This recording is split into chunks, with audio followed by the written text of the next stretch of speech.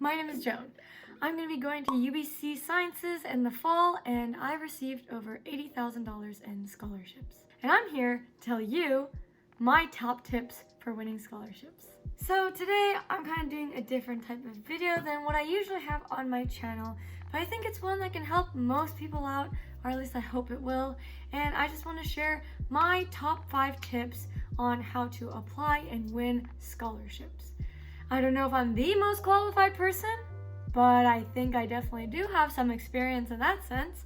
And I just want to share what I learned throughout my last year of high school and help you guys succeed as well. If you guys have any questions, make sure to leave them down in the comments below and subscribe and let me know if you want to see more of these types of videos. I'd be happy to help. Also, sorry, I don't know if I mentioned this when I originally recorded this video, but just to let you guys know a bit of what I won, I was able to receive a Beedie Luminaries Scholarship, a Horatio Alger Scholarship, UBC Entrance Award, I think it was one of the Centennial Entrance Awards, an SFU Entrance Scholarship, and a bunch of other local ones that I found near my community as well. Alright, so let's just get started with tip number 1. Make sure to apply to as many scholarships that you can and are eligible for. This is a tip you've probably heard around from your counselors, other YouTube videos, yada yada yada, but it's a very big part of scholarships. A lot of scholarships every year just go unclaimed because no one applies for them. Obviously, there's really big major ones. If we're talking about Canada, which are the scholarships that I know most about, there's Beedie, Schulich, the TD scholarships, Loran, all very big major scholarships, but there are a bunch of smaller ones that a lot of people don't know much about, or that you really need to go find, whether it's local or they just apply to a very specific group of people that you may be a part of. A lot of smaller scholarships that don't get as much attention, you're actually more likely to win because there are less qualified applicants. And it can be overwhelming and take up a lot of time sometimes to try to search up all of these scholarships, but you've got lots of resources such as Scholarship Canada and other search forums that I've put up over here, and also will be linking down in the description, that can help you guys find scholarships for you. And it might seem a bit pointless at first to be like, why should I apply for so many scholarships if honestly my chances might be close to 0? That is not true. You always have a chance to win something as long as you're qualified. And some other people might be thinking the same thing as you and they don't end up applying. So that just leaves the chance of winning a scholarship just even more higher. It can be stressful and overwhelming to try to keep up with so many scholarships, because also the last year of high school, people are really busy trying to get their courses and everything done. So that's totally understandable. But one little tip is that a lot of these scholarships actually ask really similar questions that require really similar answers. So one thing that I tried to do was write up a bunch of answers to different scholarship questions. I tried to save all of my answers and everything that I've written, and basically reuse my answers or essays for different scholarships if the questions were really similar. And I just tweaked it, to fit the scholarship if I needed to. And that leads us to our next point, which is make sure to do your research beforehand. A lot of these scholarships have very specific groups of people that they're targeting, or maybe they're open to basically all graduates. Some of them have different requirements, some of them have different due dates, and it's just a lot of information all at once, but it's really important for people to actually look into those details. I like to split scholarships into kind of 3 categories: local, national, and international. And that kind of gives you an idea of the chances you'll have of winning it, who else you're competing against, and maybe who they're looking for. Make sure to figure out what is eligible to you. A lot of people think scholarships, it's people who really need money, or maybe they're part of a very specific group. But again, a lot of these scholarships are just open to graduates in general, and a lot of them can actually pertain to you as long as you just look into those requirements. There's some for financial aid, there's some for extracurriculars, leadership, there's some for music, for arts, for sports. Basically, almost anything you can think of. Make sure to check out different search forums and different websites about the different scholarships offered. Again, there are more well-known ones that are really big, but a lot of local ones as well. So ask around in your community and ask your counselors. And the biggest things to keep in mind when researching scholarships is when you're gonna need to apply, when they're gonna be due, what you need basically for your applications. Some only need an essay or a paragraph to answer a question that they have. Some need extra documents as well. And also how you're gonna apply. Is it by online? Is it email? Is it through sending mail? A lot of these aspects are really important for you to look into so you can keep track of how to apply and what scholarships you're applying for. My third tip is stay organized and get things done early. Procrastination, I know it's really tempting, but in this case, it really is not gonna help you in this situation if you're procrastinating on applying for scholarships. Obviously, scholarships may not be your first priority when it comes to like grade 12 and you're finishing up your high school courses, but keeping track of when to get stuff done and just managing your time well is gonna make the whole process a whole lot easier and a whole lot easier to manage. One thing that I tried to do was schedule out when applications opened, when they closed, and when I myself wanted to work on those applications.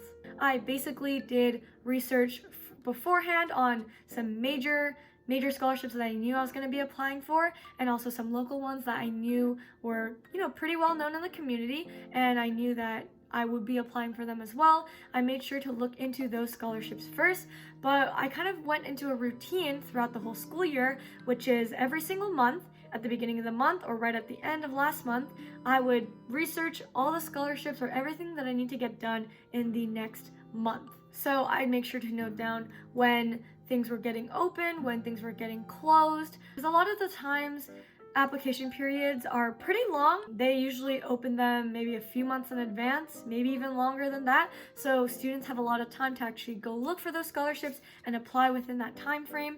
But I think it's really good to just go a bit earlier. Make sure you send those in maybe a few weeks before the deadline, just to make sure that it reaches the people. They usually send the confirmation that they've received it at least, and then you don't need to stress about getting that in before the deadline.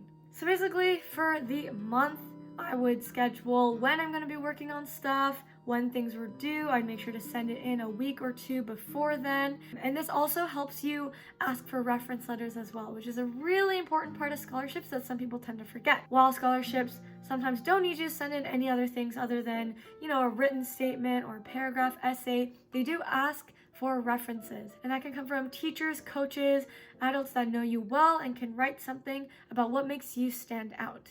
And it's really important to know when you're going to be sending in these scholarships, because you need to give your reference time to write your reference letters and be able to get it to you so you can look over it and make sure that it's good to go to send out too. A major part of me planning out scholarships was using Google Drive, keeping all of my documents in order. I made sure to keep basically every single application that I applied for, just so that, when I had questions that were similar, I could pull up old answers, or I could just look into what exactly I applied for. And I made sure to sort it out in Google Drive with folders and docs, and just kind of made sure to keep all of that tracked. One other thing that I did while planning for the next month or so for applying for scholarships, I made sure to sort out what exactly I needed for each in terms of documents, what I needed to write, reference letters, and I made sure to organize all of that beforehand. So a lot of times scholarships, they get a lot of packages for applications because you need, your transcript, reference letters.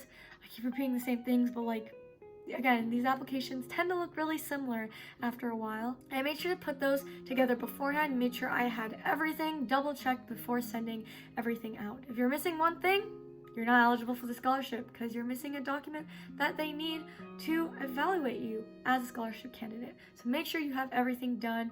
And my fourth tip is to tell your story and use it to your full potential. A lot of the time people are worried about applying for scholarships because they're kind of just oh, I don't know, I don't really have the same amount of extracurriculars or leadership as this one person in my school, or you get really discouraged hearing about this kid that cured an incurable disease. I feel that's just what I felt when I was applying for scholarships. But you'd be surprised actually to what people are looking for when they're looking at scholarship applications. Not everyone's story is going to be the same, but that's exactly what makes yours unique. It's what you have to say about it, and not just listing out whatever it is that you've done before. One big thing is that it's quality over quantity. It doesn't matter if you have 10 clubs, sports, art performances that you've done. if you don't have anything to say about it. It's easy to list stuff out, but it's a whole nother thing to actually talk about what you learned, how you grew from those experiences, and what you took from them. People know nowadays that a lot of people are just kind of beefing up their resumes or like doing a lot of these opportunities just to make it look good for these applications. Come on, people are not that dumb. They know. So that's why they always try to ask and see what you have to say behind all of those extracurriculars and clubs. One big thing is to try and tell a story. You know, people don't really like reading lists. We read stories that are compelling, that are interesting, that, you know, draw on emotions and just kind of make this people evaluating your application really connected to who you are. Because as of right now, they see you as a bunch of documents in a package. So you want to make sure to express who you are and a kind of message that you have to tell, or just kind of show yourself, you know, within your writing and your application. It doesn't have to be something like, oh, I was the team captain of this team, or oh, I was the president of this club. You know, some people just don't have those things done, and that's okay.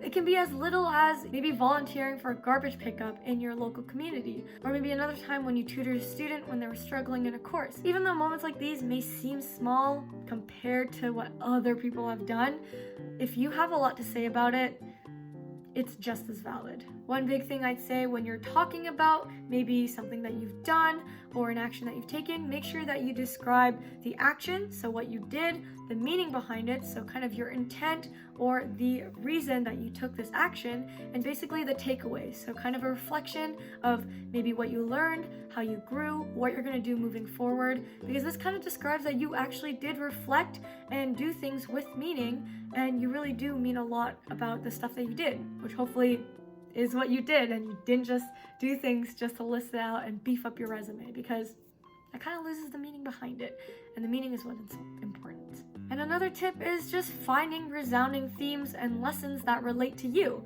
A lot of stuff that I wrote about perseverance, growth, learning from mistakes. Obviously, a lot of these things can seem really stereotypical or like kind of unoriginal in some sense, because, I don't know, when was the last time you heard about someone talking about reflection and growth? Probably a lot. But again, it varies from person to person depending on what your experience is. If you can find a very personal and individual theme that resonates with you, go for it. It helps your application stand out, and it helps you tell a story that just appeals to other people in a much more engaging way. And my last big tip, number 5, is to stay hopeful, confident, and resilient. It can be discouraging putting so much time and effort into an application and not really hearing back until months later or at all, but a chance is still a chance. Again, a lot of people get discouraged from applying to scholarships because they kind of think, what's the point? I'm not going to win anyways. And that's not the mindset that you want to have going into this. Me? I was pretty doubtful on what I'd actually win. If I'm gonna be honest, I did have a lot of extracurriculars, clubs, I was very involved in school, and I had pretty decent grades. But again, you never know what's going to happen, and it feels like there's always someone better than you. But on that note, again, as I said, a chance is still a chance. A lot of these scholarships may not have enough applicants, or they're looking for a specific person, and that person may be you. I'd say make sure to focus on keeping applying to the next thing than dwelling on the past. Since I applied to so many scholarships, I kind of just, got this one over with. Okay, next one. I'm going to start working on the next one. So I didn't have to think about that one and kind of just put all my stress and worries on hearing back and seeing if I won that scholarship, but I just focused on moving forward. And also, don't get discouraged if you kind of are confused at first or you don't really feel as confident in your applications when you first started applying for scholarships. It takes time, and applying for scholarships is different than high school courses or writing, an English essay. As time goes on, you're able to find your own voice as you apply, and you get more experience. Again, with the questions being pretty similar, asking about similar things, and as you get more experience within your grade 12 year, you're able to write a bit more about your thoughts, feelings, and deliver your messages a little more easily. I definitely felt better about some of my applications that I did later on in the year. I read some of the ones I wrote at first, like in the beginning of school year, and I was like, ooh, don't think I'm a big fan. But since I worked on them as the school year went by, as I applied for more scholarships, I slowly polished it into something I was really proud of, and that I guess really did help me win scholarships, because that happened to be the case. And a major thing to keep in mind is that scholarships are not a measure of your worth.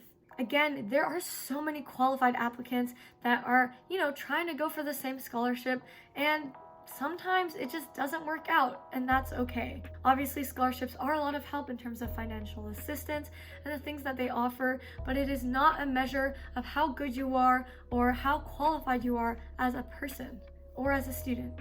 These things can get really competitive, and it can get lost again in the thoughts of like, wow, there's always someone better than me, or oh my gosh, it seems like this person did so much.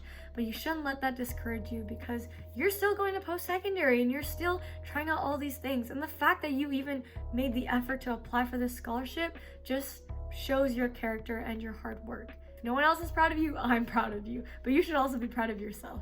And so that kind of wraps up my big 5 tips for applying to scholarships. I hope this video can help you in some way. Again, if you guys have any other questions, make sure to leave them down in the comments. I'll try to reply best I can. I think that basically brings us to the end of the video. I know this was a lot of me talking, but I again just wanted to share my experience, because I definitely had to search up for a bunch of help, and I got really stressed out trying to do all of these things and kind of just stay hopeful. So hopefully this is something that can help you guys. And yeah, if you guys want more in-depth stuff, or maybe stuff about applying to university, or maybe details on specific scholarships, you can also ask that. I don't really know if people want to hear about that, but I don't know, who knows. Thank you guys so much for watching. I hope you guys have a wonderful day, and I'll see you in the next video. Bye!